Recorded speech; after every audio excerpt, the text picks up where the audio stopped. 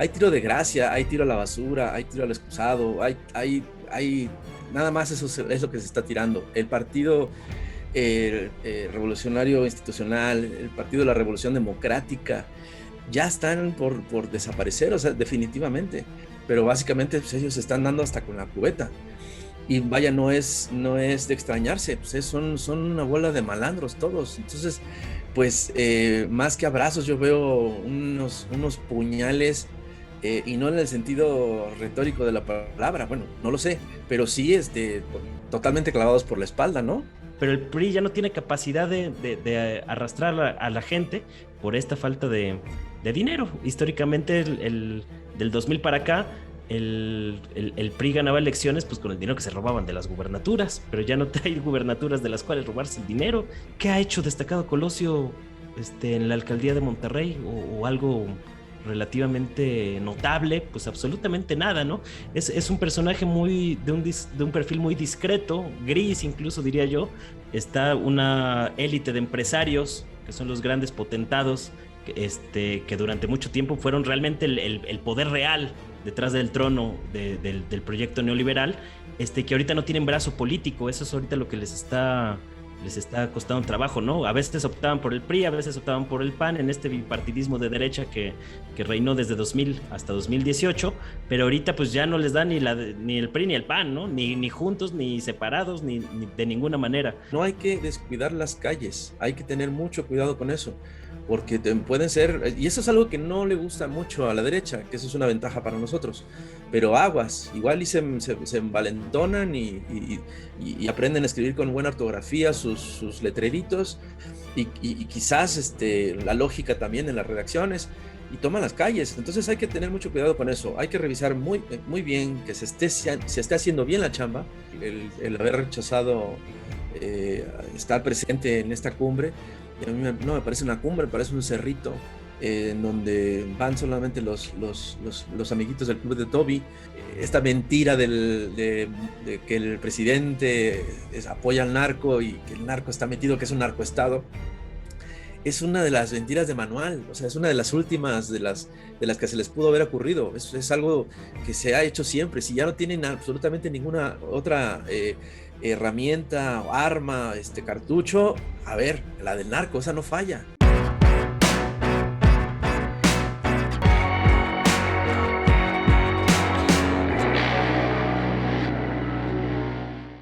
¿Qué tal? ¿Cómo están, amigos y amigas de Revelaciones? Como siempre es un gusto, como siempre es un placer que nos acompañen en este espacio de análisis, de información, de opinión, por supuesto, de lo que acontece regularmente en la semana. Ya pasaron varios días de la jornada electoral en donde estuvieron en disputa 6 gubernaturas, 4 de ellas quedaron en manos de Morena, 2 en la coalición Va por México. Pero hemos escuchado una narrativa para algunos muy confusa, para la mayoría muy confusa, por parte de la oposición, que asegura que ganaron porque Morena no se llevó las 6 de 6 y que ganaron porque consiguieron ciudades y demás. Vamos a platicar de cuál es la postura precisamente que ha adoptado esta oposición y me da muchísimo gusto, por supuesto, de recibirlo como siempre, a Rafael Pineda. Rapé, ¿cómo estás? Muy bien, muchísimas gracias, aquí con gusto. Gracias. Mi querido Manuel Hernández Borboya, como siempre un placer, ¿cómo andas? Muy bien, con muchas ganas de participar en esta mesa con Rapé, y gracias por la invitación, Jesús. Pues voy a comenzar precisamente contigo, mi querido Manuel. Estaba leyendo incluso algunos de tus tweets precisamente en que hacía referencia a esta postura por parte de la oposición, y lo primero que yo lanzaría es, ¿cuál es el afán? ¿A quién le están hablando? ¿Por qué esta postura incluso de repente que hasta parece un poco ya como de psiquiatra cuando leemos a Vicente Fox, por ejemplo? ¿Cómo lo entendemos? Bueno, lo de Vicente Fox es punto y aparte, pero creo que en general pues es como tratar de darse ánimos entre ellos, porque realmente pues no sé a quién le estén hablando, ¿no? O sea, al grueso de los mexicanos sabemos que ese nunca ha sido su interlocutor, y que tampoco van dirigidos a esos mensajes que no les creen.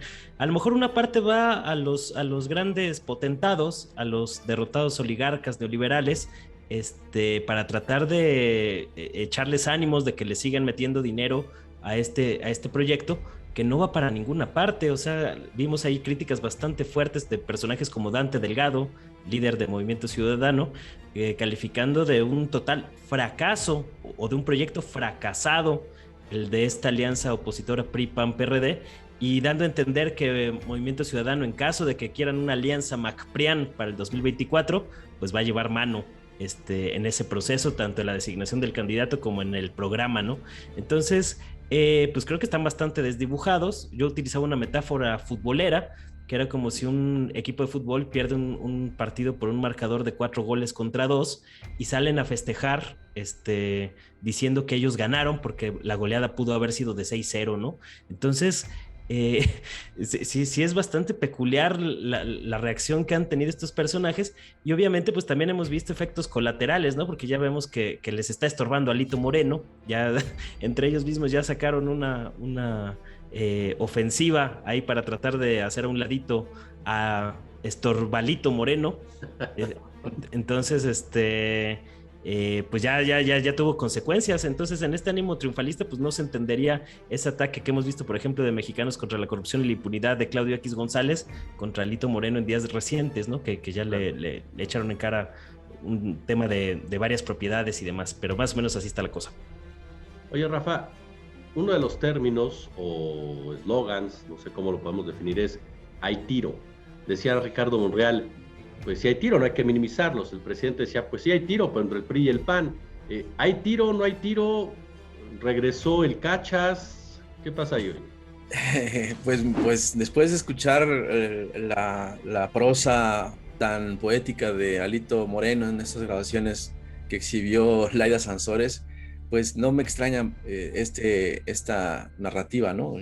El hay tiro, y cosas por el estilo. Hay tiro de gracia, hay tiro a la basura, hay tiro al excusado, hay nada más eso es lo que se está tirando. El partido revolucionario institucional, el partido de la Revolución Democrática, ya están por desaparecer, o sea, definitivamente.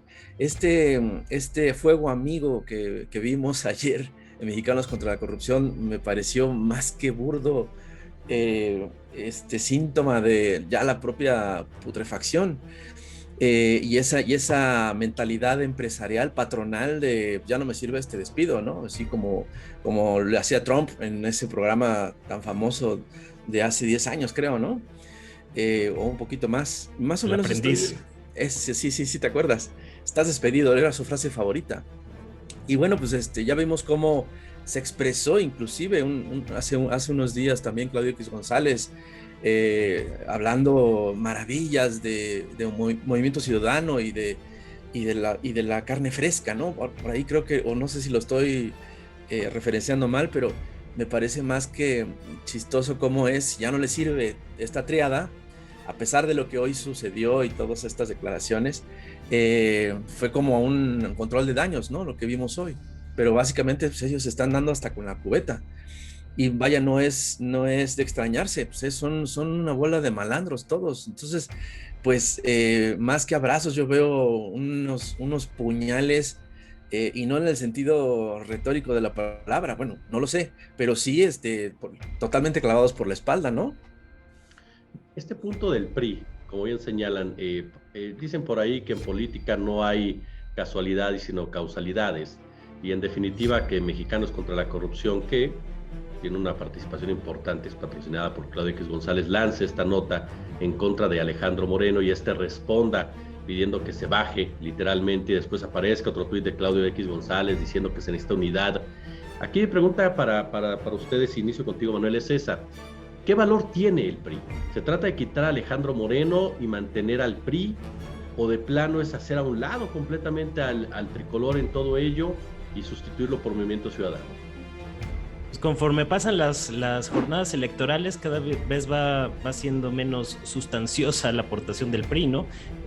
Por momentos parece que es más un lastre y que te resta más de lo que te suma, porque realmente pues es esa gran estructura corporativista del prismo que había sido característica, pues ya no existe. O sea, se le han ido acabando conforme han ido perdiendo gubernaturas y no han tenido el dinero suficiente para aceitar esa maquinaria que era muy costosa. Entonces ahorita pues les queda algunos estados, alcanzaron a retener Durango con esta alianza, les queda por ahí Coahuila y el Estado de México pues al menos hasta el próximo año, ¿no? Porque yo sí veo que prácticamente inminente que van a perder el Estado de México con Morena en 2023. Entonces, creo que por eso empezamos a ver voces como de Damián Cepeda, un panista, señalando que lo que le conviene al PAN es ir en alianza directamente con Movimiento Ciudadano y quitarse al PRI y al PRD, que pues ya realmente no aportan gran cosa y que están ahí, y sobre todo en el caso del PRI, pues les perjudica más este tipo de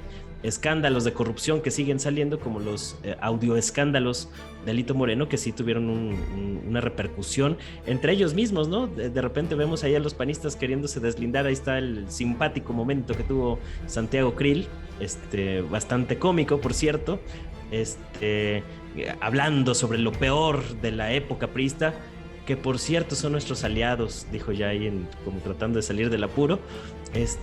Y pues es probable que se los quieran ya sacudir, que ya no aportan lo que antes aportaban, es decir, no te van a hacer la diferencia en una elección, a lo mejor te pueden aportar un piquito en ciertas entidades, pero el PRI ya no tiene capacidad de arrastrar a la gente por esta falta de dinero. Históricamente del 2000 para acá, el PRI ganaba elecciones pues con el dinero que se robaban de las gubernaturas, pero ya no hay gubernaturas de las cuales robarse el dinero. Entonces ahora pues cómo le van a hacer, ¿no? Entonces por eso ahorita están perfilando nuevos aires, y el proyecto Operación Globo Naranja para inflar a Luis Donaldo Colosio pues ya se está pintando de azulito. Rafa, sí. Adelante, te escucho. Adelante. Es que sí, y quería agregar algo. Otra cosa que está pasando con el PRI es que ya no es digno de confianza y por lo tanto tampoco va a recibir tantas ayudas económicas de empresarios.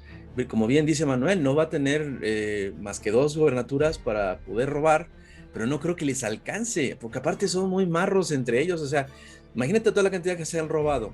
No creo que suelten prenda como para seguir confiando. Van a tirar, como bien dicen, todas sus baterías hacia Movimiento Ciudadano, muchos empresarios de todo el país, y exactamente esta inflación que le están haciendo cuchareadísima a Colosio, me parece más que burda. Sí, estoy totalmente de acuerdo con lo que dijo Manuel.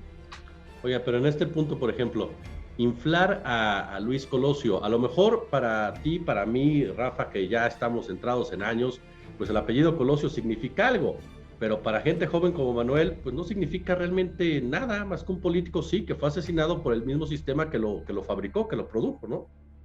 Bueno, no, Manuel es uno de los cuates más enterados que conozco de su generación, y entonces yo estoy seguro que sabe hasta más que nosotros, pero sí. Pero me refiero a que ese impacto en los jóvenes, pues ¿qué les dice Colosio, no? Para lanzar a su hijo, ¿no? Es más que evidente la iniciativa de querer de poner carne fresca, ¿no? Alguien que no esté tan maleado, alguien en que pueda confiar la chaviza. Al rato vamos a ver una campaña en todas las redes sociales, seguramente, y lo vamos a ver en videos mucho más producidos que el que hizo en Nueva York con las fallas técnicas. Estoy seguro, me parece totalmente ridículo. Digo, no sé quién más, aparte de Reforma, le está inflando las encuestas. No sé si ya alguien más se haya sumado. En cuanto veamos una concatenación de codo a codo de entre medios y empresarios apoyando a este chavo, bueno, pues entonces ya nos preocuparemos, porque sí son especialistas en este tipo de cosas. Hay muchos ejemplos en la historia política del país en donde un cuate que no tenía absolutamente ninguna posibilidad, en unos cuantos meses, año y medio, sácatelas, me lo ponen arriba. Y le meten muchísimo dinero. Te digo, hay que ver, hay que esperar. Ahora, en ese punto, mi querido Manuel, entra un tema que incluso tú y yo lo hemos platicado en otras ocasiones. Es el mismo México, porque uno de los ejemplos que me voy a atrever a especular, mi querido Rafa, con lo que mencionabas, mi querido Manuel, para que me respondas, es Peña Nieto. O sea, alguien que tenía el Estado de México hecho un infierno, con problemas de pobreza, inseguridad, violencia, derechos humanos, y lo fabricaron. Le metió mucha lana a Televisa, le metió mucha lana a la iniciativa privada, le pusieron la esposa de telenovela y lo lanzaron.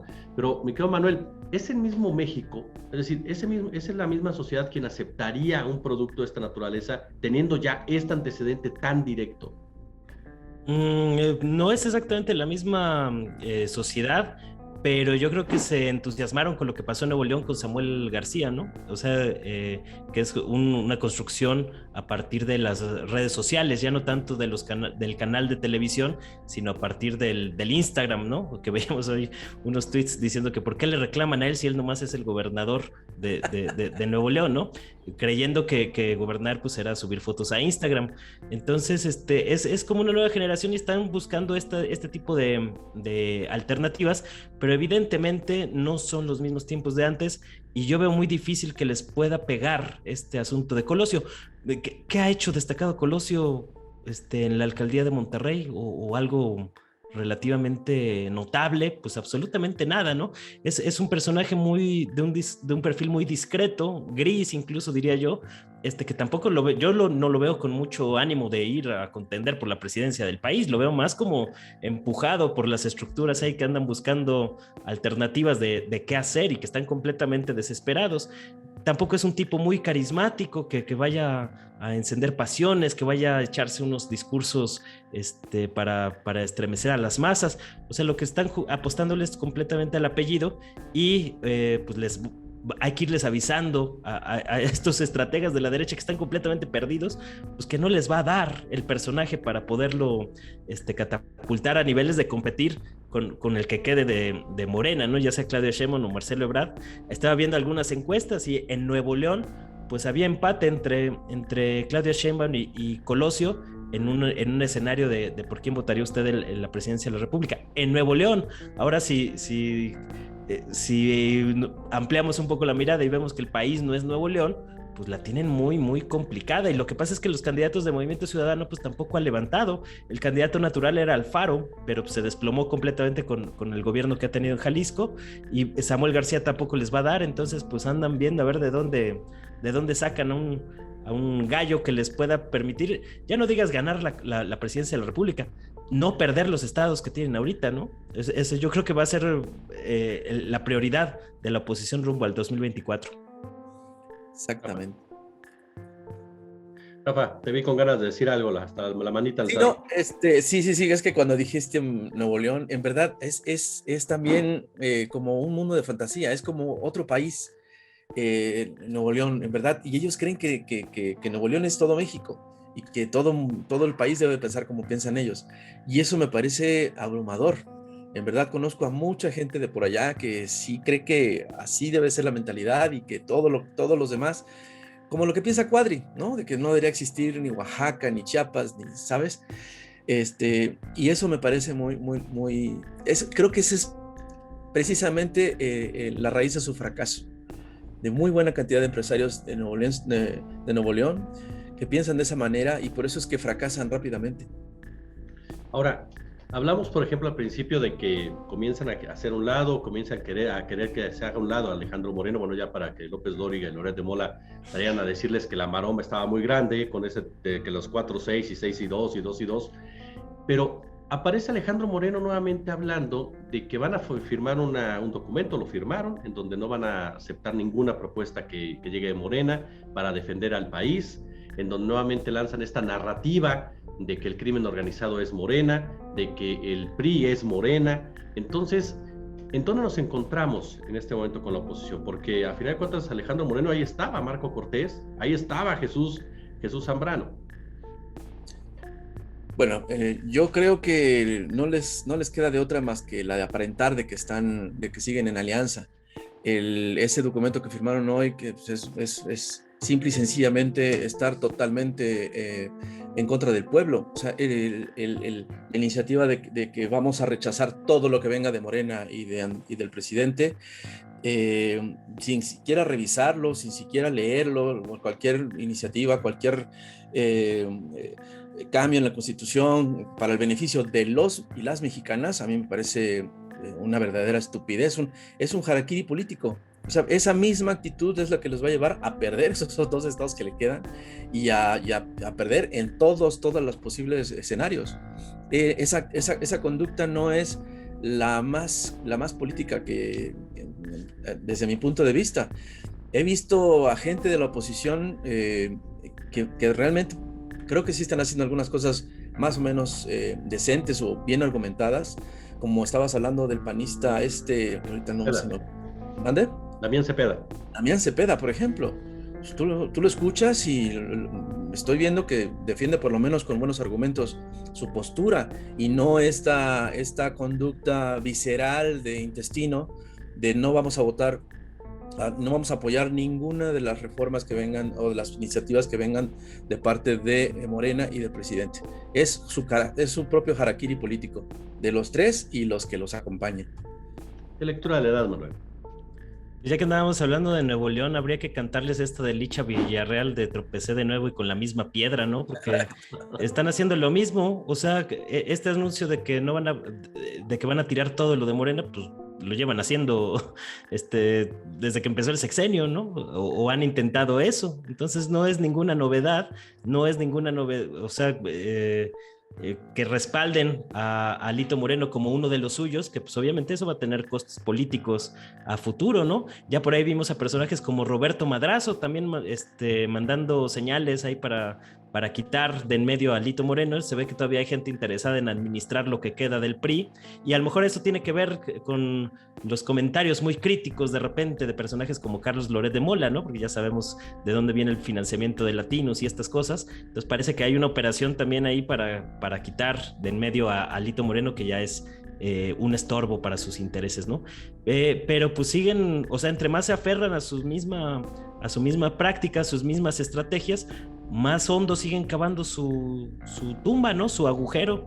Entonces, yo veo que les va a costar trabajito poder, entre más se hundan, más trabajo les va a costar rearticularse después del 2024. O sea, la oposición ya debe estar pensando qué van a hacer después del 2024. Ya no nada más es la sucesión presidencial y cómo la van a jugar, sino que hacia dónde va su futuro político, ¿no? Porque incluso partidos como el PAN por ahí pueden peligrar incluso su registro en algunas entidades pronto, ¿no? Ahorita es como el último pilar que tiene el bloque duro de la oposición, pero con personajes como Vicente Fox, Felipe Calderón, de su lado, que hay una reivindicación, en vez de que se desmarquen de estos personajes, todavía los reivindican muchos de sus simpatizantes, ¿no? Entonces creo que va a estar muy complicado que puedan siquiera competir para el 2024. No veo por dónde le vayan a hacer, o sea, por más dinero que le metan, no les va a alcanzar.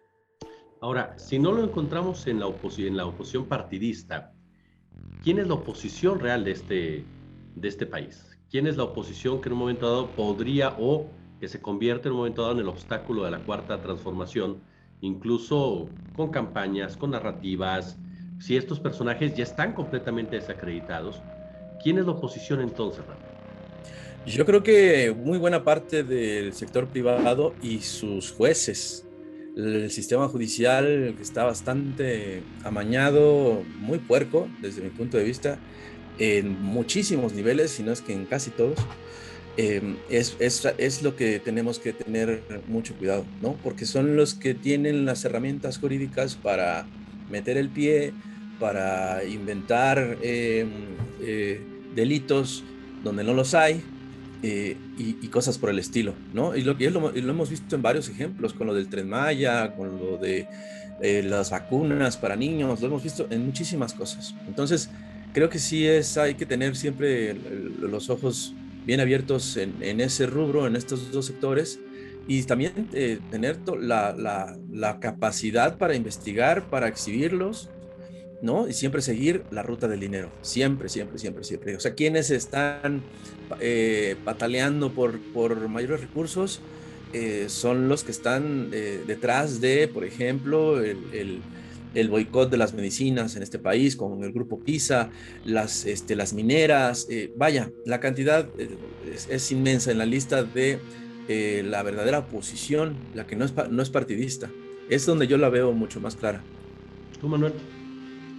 Pues la oposición son los remanentes de la derrotada oligarquía neoliberal que destruyó este país en las últimas décadas, y que, como bien lo mencionaba Rapé, pues se articula en una parte, pues en los remanentes que quedan dentro del Estado o enquistados dentro del Estado, entre ellos el Poder Judicial, por supuesto. Está una élite de empresarios, que son los grandes potentados, que durante mucho tiempo fueron realmente el poder real detrás del trono del proyecto neoliberal, que ahorita no tienen brazo político. Eso es ahorita lo que les está costando trabajo, ¿no? A veces optaban por el PRI, a veces optaban por el PAN, en este bipartidismo de derecha que reinó desde 2000 hasta 2018, pero ahorita pues ya no les da ni el PRI ni el PAN, ¿no? Ni juntos, ni separados, ni de ninguna manera. Entonces ahorita andan buscando cómo ejercer esa situación, y a falta de ese brazo político, pues han echado mano del brazo mediático, porque todavía tienen una importante influencia en los grandes medios corporativos, que son completamente afines a los intereses de esta derrotada oligarquía neoliberal. Yo por ahí en alguna ocasión estaba diciendo que si realmente querían ahí meterle candela al asunto, podrían nominar como candidato presidencial a Carlos Loret de Mola, ¿no? Que representa mucho de este pensamiento conservador en toda su dimensión. No creo que Loret le vaya a querer entrar a ese nivel, porque pues también tiene ahí algunos negocios difícilmente explicables dentro de la profesión periodística, y no creo que le vaya a querer entrar de lleno y ponerse los guantes tal cual, pero pues de ahí en fuera pues no veo tampoco sectores ni de la academia, ni de otros ámbitos de las organizaciones no gubernamentales que en algún momento puedan levantar la mano para ser los abanderados de este proyecto de la derecha, ¿no? Entonces, a lo mejor en una de esas nos sorprenden y se van a sacar algo ahí de la manga en una maniobra completamente desesperada, y que nos va a sorprender un poco, como en su momento fue Cuadri en el 2012, ¿no? Que fue ahí una movida de la maestra, el Baster Gordillo y demás, para tratar de retener algunos votos. Podría darse un escenario similar, ante esta falta de liderazgos, porque no hay liderazgos en la derecha, y ya se les está acabando el tiempo para construirlos mediáticamente, ¿eh? O sea, están a contrarreloj. Ahora, si no encontramos estos liderazgos en la derecha, yo siempre he creído que para que un sistema democrático funcione adecuadamente debe haber una oposición real, una oposición que realmente proponga, una oposición con ideas claras. Por ahí siempre se ha dicho, hasta Batman le tuvieron que inventar el guasón. Pero, mi querido Rapé, ¿qué debe de cuidar Morena ante la falta de una oposición? ¿Dónde debe tener cuidado Morena ante cuando voltea a ver enfrente y no hay nadie? Precisamente algo que debe hacer Morena es revisar cómo están trabajando todos sus elementos, hablando incluso de gobernadores. Hay casos muy particulares, alarmas en algunos estados en donde no hay muy buenas cuentas. Hay que revisar muy bien, sí, está muy bien atacar a la oposición, pero también no hay que descuidar la chamba que se está haciendo. No hay que perder las calles tampoco. Creo que es muy importante, es un elemento fundamental. Y nos han dicho gente de Bolivia, de Argentina, de Chile. Hoy platicaba con una diputada chilena, Carol Cariola, sí, y nos estaba platicando eso precisamente. No hay que descuidar las calles, hay que tener mucho cuidado con eso, porque pueden ser, y eso es algo que no le gusta mucho a la derecha, que eso es una ventaja para nosotros, pero aguas, igual y se envalentonan y aprenden a escribir con buena ortografía sus letreritos, y quizás la lógica también en las redacciones, y toman las calles. Entonces hay que tener mucho cuidado con eso. Hay que revisar muy bien que se esté haciendo bien la chamba, ¿no? Que no se descuiden. Hay que también evitar esos pragmatismos de los cuales siempre me he quejado. No soy muy fan de esas alianzas. Y revisar muy bien las denuncias de corrupción que también se han dado en algunos sectores. Entonces hay que cuidar muy bien eso, porque pues la batalla es durísima, y yo sí estoy absolutamente convencido de que no quiero que regrese la derecha a este país. Manuel, la misma pregunta. Yo creo que el riesgo más inmediato pues es ver de qué tamaño va a ser en algún momento la fisura que puede darse internamente en Morena. Hemos visto ya algunas señales. Parece que va a ser menos grande de lo que se llegó a pensar en algún momento. Y después pues tienen que hacer también un proceso autocrítico en Morena. Yo lo que he comentado en otras ocasiones, que es un partido, como su nombre lo indica, de regeneración nacional, que tiende mucho a ver al pasado, pero no tiende mucho a ver al futuro. Yo no veo un proyecto claro, más allá de resarcir los daños que se hicieron durante la época neoliberal, pero falta miras más concretas hacia el futuro, y en este sentido también abrir más espacios a la militancia. En los últimos procesos electorales hemos visto un pragmatismo político muy grande, no solo de la dirigencia del partido, sino del mismo presidente López Obrador, que ha dado su venia a candidaturas como la de Clara Luz en Nuevo León, entregarle el Partido Verde entregarle el estado de San Luis Potosí al Partido Verde, poniendo Morena una candidata débil. Este tipo de maniobras políticas a la larga pueden ir desgastando la alternativa que hoy representa Morena a esa vieja clase política, ¿no? Porque de alguna manera se está reciclando buena parte de lo que era la clase política de toda la vida, que está teniendo cabida en Morena, cuando no se le está dando mucha apertura o muchas oportunidades a la militancia que ha acompañado y ha impulsado este proceso desde abajo, ¿no? Yo creo que ese es uno de los principales riesgos de Morena, que si se mantienen cerrados con la misma clase política de toda la vida y no abren a su militancia, sobre todo el tema de las candidaturas, les va a pasar factura tarde o temprano. Entonces creo que son de los temas que tienen que tener muy en mente en los próximos años. Quiero terminar esta charla haciéndoles una pregunta que no tiene que ver directamente con el tema, aunque en parte sí, por cómo se ha venido manejando, y perdón que utilice nuevamente esta palabra, narrativa. Y es la ausencia del presidente Andrés Manuel López Obrador en la cumbre organizada por Joe Biden, que generó que la ultraderecha de los Estados Unidos, con Marco Rubio, con Ted Cruz, se lanzara y acusara al presidente López Obrador de tener vínculos con el crimen organizado, de la misma manera que lo hizo Felipe Calderón, lo hizo Francisco Labastida, lo hizo Dulce María Sauri, lo hizo, creo que faltó Genaro García Luna, que también lo hiciera desde la cárcel. Entonces, aquí la pregunta que yo les hago es, ¿hizo bien el presidente no ir? ¿Y cómo califican ustedes esta reacción por parte de la ultraderecha norteamericana? Te pregunto a ti primero, Manuel, para cerrar con rapidez. Pues creo que López Obrador hizo un buen cálculo de la situación. O sea, no tenía mucho sentido ir a la cumbre a rendirle pleitesía a Joe Biden y a la política exterior estadounidense. Midió sus fichas, y la manera en que López Obrador ha fortalecido su posición frente a Estados Unidos ha sido precisamente volteando hacia abajo, hacia América Latina, fortaleciendo a México como un liderazgo importante en el concierto regional de América Latina, y a partir de ahí pues poder negociar algunos temas, principalmente este tema de la migración y del apoyo hacia los países centroamericanos. Entonces creo que va por ahí el tema, y obviamente pues en el Inter pues estuvo muy interesante el fuego cruzado ahí con algunos legisladores republicanos como Ted Cruz, principalmente, o Marco Rubio, estos legisladores de origen latino que realmente pues representan al proyecto ultraderechista de Estados Unidos, y que tiene una influencia muy importante en la política exterior de Estados Unidos hacia América Latina. Los hemos visto ahí con una mano muy metida en las restricciones contra Cuba, en impulsar a la derecha venezolana, en el caso de Venezuela. Entonces me parece que fue interesante esta postura de no asistir a la cumbre, de hacer ahí un vacío y un pequeño boicot a la cumbre encabezado por López Obrador, que también en su respuesta hizo un discurso muy contundente en contra de la hegemonía estadounidense que ha prevalecido en los últimos 2 siglos en toda América Latina, ¿no? Entonces creo que fue muy interesante, y obviamente pues están agarrando del tema de la derecha mexicana, aquí tratando de impulsar la narrativa esta de que López Obrador está ganando elecciones por su supuesta alianza contra el narcotráfico, que fue un tema muy recurrente en la derecha mexicana, y era una manera de vacunarse contra la catástrofe electoral que se avecinaba.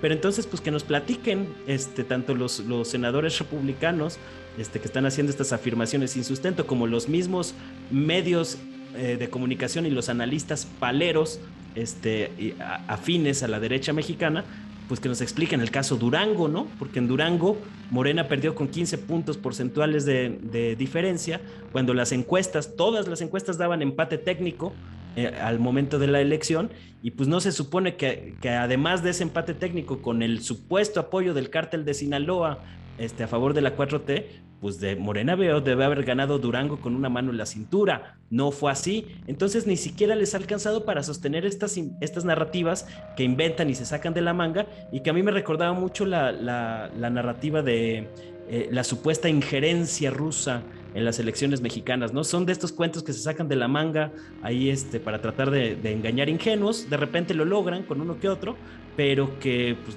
carece completamente de sustento, ¿no? Entonces creo que los términos en que ha respondido López Obrador a estos ataques de estos legisladores imperialistas, pues ha sido la manera correcta, ¿no? Entonces, y creo que no va a parar el tema de aquí a noviembre, porque a final de cuentas, el caso de los migrantes mexicanos, sobre todo, y las caravanas migrantes que son recurrentes en época electoral en Estados Unidos, pues van a seguir hasta las elecciones de noviembre, ¿no? Entonces, es el escenario próximo que vamos a poder ver. Cierro contigo, mi querido Rapé. No, ya lo dijo todo, mi querido Manuel. Te digo que sí, yo soy su fan.